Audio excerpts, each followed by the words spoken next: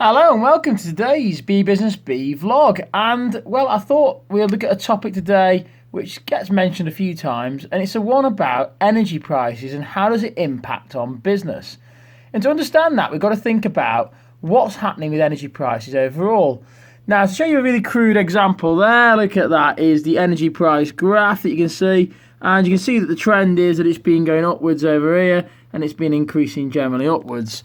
So that trend of energy prices going up, how does that impact on the business and obviously the decisions it makes? Well, firstly, it's going to cause inflation because naturally as a business, you've got two choices. You're going to either increase your prices to consumers or you're going to keep them the same but then reduce your profit margins.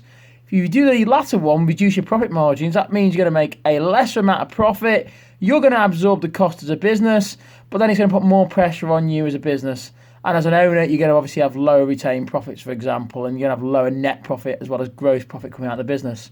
Of course, most businesses look to try and increase the prices, which of course is a form of creating inflation. And inflation is seen as bad because inflation hits at consumer confidence.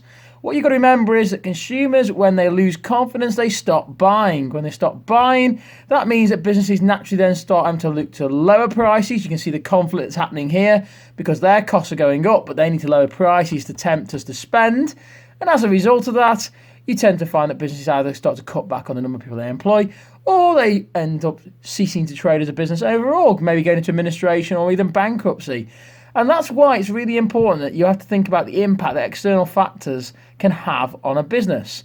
And also remember that these pressures like energy prices also affect consumers and the amount of disposable income they have and the ability they've got to be able to spend when it comes to using that money within a business on luxury-based products.